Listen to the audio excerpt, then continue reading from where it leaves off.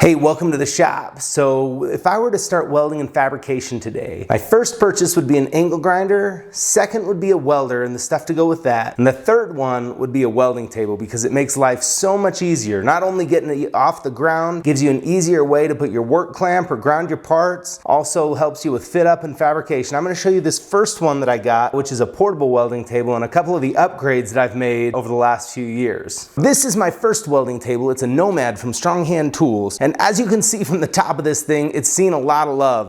This one right here is one I got not too long ago just as an extra, and I did a review video on. It's from Harbor Freight Tools. It's very similar to this one here. Now, they have a lot of really cool features and a lot of the same features, but the Strong Hand one I'd say is just a touch nicer. It has wheels to roll around, has adjustable height, and is just a little bit more stout. This Harbor Freight one is still pretty good and definitely does the main job of a welding table. Let's go over some of the features on these things. So first of all, you can loosen these hinges up and fold the table here, and the legs just collapse, and then you can put it away, or I even hang it on the wall to save a little bit of space. This also lets you angle it right here, and you can change different welding positions, right, by moving it around. Now, these tables also have some guides on the side and on the front that you can put up to help square up your material and give you some references so you can fabricate things a little faster. They also have these slots that you can put a clamp in to hold things down.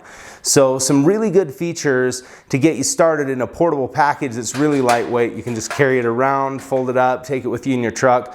So it's really nice if you're concerned about space. It's not going to be as rigid and stout. So that's one of the drawbacks and the main one. So the top of this Strong Hand one here is warped like crazy. And I remember the day I did that. I was practicing some oxy-fuel gas welding right on this surface, and it heated this thing up so much that it was bowed way down just because it had expanded and warped it there, and it's never been quite the same since. So that's something to keep in mind. If you're going to be doing a lot of welding practice where you're running welds one after another, you don't want to get a plate to put on top of here. The other thing is, these tops aren't necessarily rigid enough that once it's clamped in, it's a little better than this, but you can see the top itself has some give to it. And so when you're fabricating things, if you want to hold your parts, flat, true, and square, without having the weld pull and distort them, you may not get that on these less expensive tables here. But great option to get you started and get going. And I used this for many years before I moved on to a higher end table. So the next table we're looking at here is the clutch fixture table that I got off Northern Tool. I think I actually ordered it through Amazon. Anyway, it was right around $180 and it came with a pretty good set of clamps. Now, this is a lot more similar to an industrial fixture table in that you have the hole pattern on it that you can attach clamps to and hold things down. But the industrial style clamps, they typically go in and they'll bind in the hole, and the friction there keeps them from moving around. And so this tabletop isn't quite thick enough to be able to do that. At least that's been my experience with it. So you're pretty much stuck with the clamps that you can put a screw through on the bottom, which is okay. It just takes a little bit of extra time. It's been a really good table for me, and I've done a lot of work on this. But I wanted to upgrade to something a little bit more. So let me talk about the main drawbacks that I found with this table. One of them is the rigidity of the top, right? Because it isn't super thick. So if you clamp things together and clamp them down there to try to restrain them from moving around and distorting when you weld them, it's not going to be rigid enough to do that effectively, which a lot of times isn't such a big deal. And if you plan your welds and do them in the right order, you can avoid a lot of that anyway. Another thing that drives me a little bit nuts on this table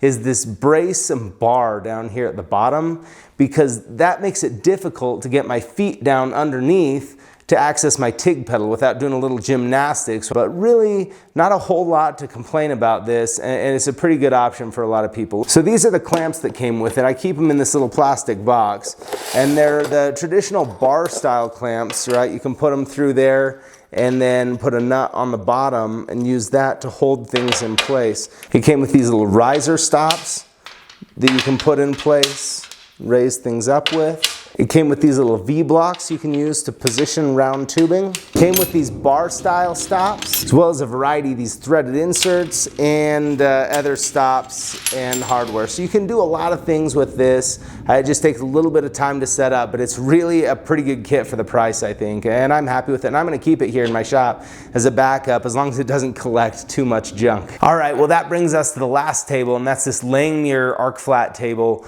that I've had for about 3 months. And I gotta tell you, I love this thing. I don't have anything bad to say about it, to be honest.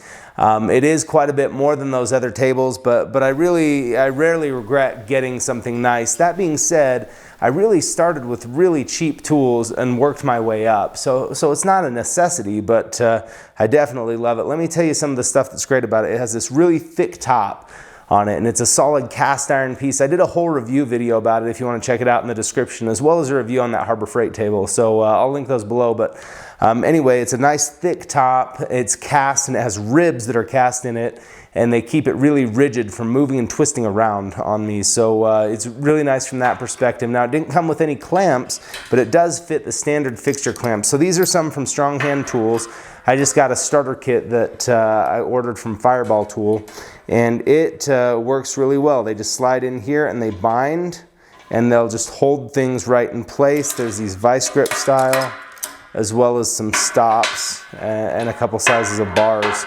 So it has a lot of options for that. Now, not only is it really good for keeping things rigid, right? So if I weld on this and something's bolted down to it, at least the size of stuff I work with, this table's not gonna give it all because it's really sturdy and heavy duty. It has this vertical reference surface on the side that you can put the clamps into right here, see? And then you can just hold something on there, and you can clamp it in at a 90-degree angle, and you know it's going to be perfect and true right there when you weld it. So it's really nice from that perspective. I like it because when I weld on it, I don't worry too much about heating up one localized area, because while that last one, my clutch is better than the original one, it's still thin enough that I think if I put a ton of heat into it, it's going to warp, where I don't even worry about that on a table like this. So I'm really happy with it. I really like this table. It's my go-to, but I still keep the other ones around. They're really good, and there's really no right or wrong answer, and these are only 3 out of hundreds of options, including some DIY kits, or building your own, or some others. Let me show you one more of my favorite things here while we're at it. All right, so one last bonus option here, something that I've had for, I don't know, about a year now, is this fixture plate. And what it is this one's aluminum. There's others that are cast iron or other materials, but basically it's a plate that's 1 inch thick, and it has threaded holes throughout that I can put clamps in. They also make them with the smooth bore holes that can take the same clamps that a welding table like this would take.